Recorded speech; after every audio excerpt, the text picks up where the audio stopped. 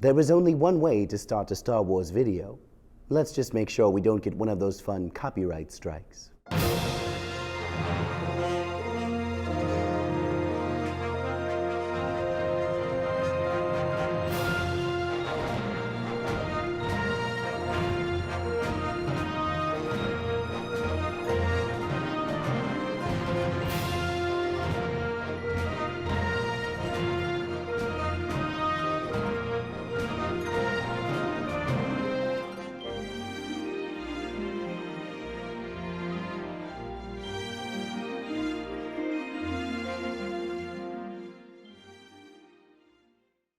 This is Kashyyyk. It's the home of the Tree of Life, the site of many important battles, and of course the natural habitat of the Wookies. It's also an important chapter in Star Wars Jedi Fallen Order, which tells the story of Cal Kestis. The Padawan explores 7 total planets while following the trail of a Jedi Master, but if you ask me, the game peaks with Kashyyyk. Kashyyyk, look, things are really bad down there. The Empire's muscling in on those Wookiees big time. Yeah, it's pretty important. I mean, this section in the oil refinery was literally used for the game's debut gameplay demo back in 2019. Clearly, the team at Respawn knew there was something extra special about Kashyyyk. But we can't talk about why without spoilers, so here's your warning. We also can't talk about it without a very special guest. My buddy Dan Amrich was the first person I thought of for this video, and you're about to see why. There's a generation of people where Star Wars is like the most important thing in their lives, and for better or worse, that's me. Just got back from the Star Wars Galactic Star Cruiser, which is the all-in sort of like 48-hour LARPing hotel in Walt Disney World, and a couple of 5 years ago, Jude Kelly and I built a Star Wars Beatles parody album where we told the story of A New Hope to Sergeant Pepper and called it Princess Leia's Stolen Death Star Plans. You can find that for free online, but most importantly, Mark Hamill loved it. Not liked it, loved it. Talked about it multiple times. So as far as I'm concerned, I have proven my Star Wars love to the world. I needed someone to talk about Star Wars from both a cultural and a video game perspective. Dan's got that covered. Well, there were certain arcade games that were very important, and they came with this. So yeah, I'm that big of a Star Wars fan that for my MAME cabinet, I actually have the Star Wars yoke so that I can play the games as they were intended. Ah, a most impressive collection. Star Wars history runs deep, especially with a planet like Kashyyyk, and we need to review that history to understand why it stands out so much in Fallen Order. So where should we start? How about where the world was first introduced to Kashyyyk? That's right, we're gonna talk about the Star Wars Holiday Special. This fever dream aired in 1978, about a year and a half after A New Hope hit theaters. It's been a running joke for Star Wars fans ever since, and for good reason. The core of it is that Chewbacca is supposed to be getting home, and he's trying to get back to his family for the holiday celebration of Life Day. The problem is, they made the decision, well, Chewbacca doesn't speak English, so neither does his family. So you have non-verbal mimed scenes with all of these people in Wookiee costumes, and every once in a while, like an English actor will come in. By the time Carrie Fisher shows up at the end, she is so obviously stoned on cocaine. So it's a mishmash variety show that made sense in the 70s, but not in a Star Wars context in any way. The holiday special isn't canon, but it did give us our first look at Kashyyyk. Note that I didn't say thorough look. A single establishing shot in the interior of the Chewbacca family home is really all we get. They used that one piece of concept art that Ralph McQuarrie had painted of what the Wookiee homeworld looked like. For as limited as our look into Kashyyyk was with the holiday special, it did establish Life Day as an important part of Wookiee culture. Sure, it's just a Mad Libs rewrite of some other end-of-the-year holidays, but a parade of Wookiees dressed in red robes and holding Life Day orbs is the big finale of the show. Life Day is a celebration of Wookiee culture, and after the defeat of the Empire, it represented a freedom from the bonds of slavery that Wookiees were once held under. Life Day is celebrated at the foot of the Life Tree, a symbol of Wookiee livelihood. So here are the 2 key takeaways from the holiday special: the Wookiees' difficult past, and the all-important Tree of Life. Keep those in mind. Now let's talk about the canon appearances of Kashyyyk. Like I said, there's a lot of history here. The Jedi have much to remember. I like to use sticky notes myself. The first movie appearance of Kashyyyk was 2005's Revenge of the Sith. This time, we actually got a detailed look at the surface of the planet. Bodies of water, beaches, massive trees lined with Wookiee homes, and it's all under siege. The battle might have reminded fans of the original trilogy too. A planet lined with tall trees, home to a bear-like race. Sounds a lot like Endor and the Ewoks, which felt somewhat overplayed by that point.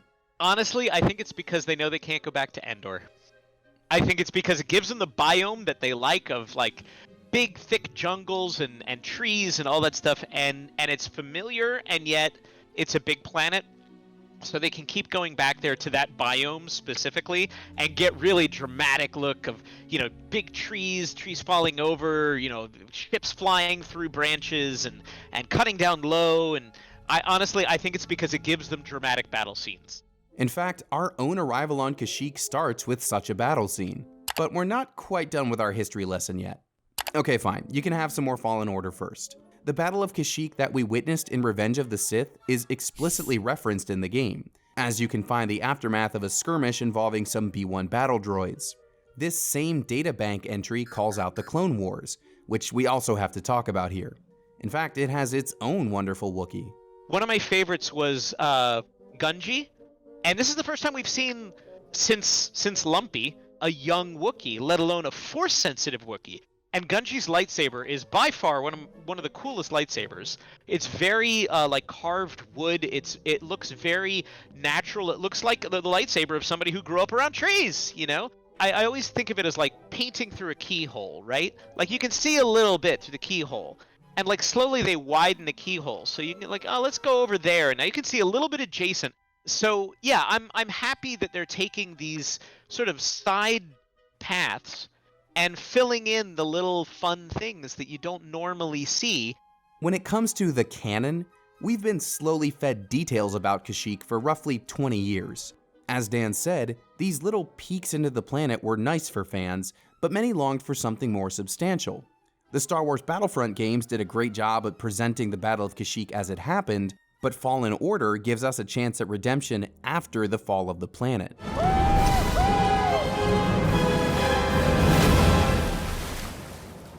When we first land, well, it's more like diving onto Kashyyyk. It's the site of yet another big battle. An AT-AT is stomping through the River of Origin, while explosive dogfights happen overhead. This immediately sets Kashyyyk apart from other planets in the game. All the others put Cal's mission in the spotlight, but here, he's thrust into a battle that's greater than any one person. The Empire's shadow is cast over every planet in the game, but there's a small light of hope shining through on Kashyyyk. We're not here to continue Cal's personal quest. We're here to liberate enslaved Wookiees from an oil refinery. That begins with a killer Shadow of the Colossus-style climb up the legs of the aforementioned AT-AT. It's one of the most thorough looks at the walking vehicle in any Star Wars property. Plus, we actually get to go inside the thing and pilot it ourselves. As we turn the tables on the Empire and fire their own lasers back at them, we're treated to one of the game's most surprising cameos. Rebel leader Saw Gerrera literally drops in to check on us. If Leia is more of a, I'm going to work from within the system while also aiding and abetting, you know, the rebels, you've got to have somebody who's like, I'm going to burn it all down. I'm the anarchist. I accept him as a necessary evil and a smart narrative choice. He's definitely the smart choice to include in Fallen Order. Saw is the face of the uglier side of the Resistance, willing to lead the charge on the battlefield and get his hands dirty. He's a key character in Rogue One, and his exploits are an important part of the Clone Wars series as well. Given the timeline of Fallen Order, he's the perfect choice to give us our marching orders here on Kashyyyk. My lieutenants and I will scout ahead to prepare the attack. Join us when you're ready. As mentioned, those orders are to retake an oil refinery and free the Wookiee slave laborers from within. We've already seen how Kashyyyk is used as the backdrop for many battles, but remember when we talked about the Wookiees' tragic history earlier? This is when it becomes relevant again. For me, it goes back to George basing Chewbacca on a dog. Well, nobody wants to see a dog hurt. You can't help but like connect on, I want to protect this thing. Because you don't want to see these sort of like noble and generally gentle creatures be exploited. That empathy drives the action of your mission. You ought to want to see these noble individuals freed from captivity. The battle to retake the refinery ends with a climactic prison escape for the laborers and a big battle on the roof. When the dust settles, the Wookiees are freed, the rebels are cheering, and you should be proud. Fallen Order isn't a multiplayer shooter like Battlefront, but this chunk of the game really makes you feel like a key figure at a turning point in the galactic war. With the battle won, we can catch our breath and speak to Saw Gerrera again. One of my favorite things about this visit to Kashyyyk is that established characters like Saw aren't overdone. You receive orders and fight alongside him in a few skirmishes, but the whole thing never feels too much like fan service to me. And when all is said and done, you can take a moment to talk one-on-one and pick his brain. Each injustice spurs others to join our cause. If we stand together, we can win. Inspiring words from Mr. Gerrera, although this win unfortunately doesn't last very long. When you return to Kashyyyk later on, you'll see that the enemy has retaliated. That's right, everything I said so far is only the first half of the story. A Jedi's work is never done.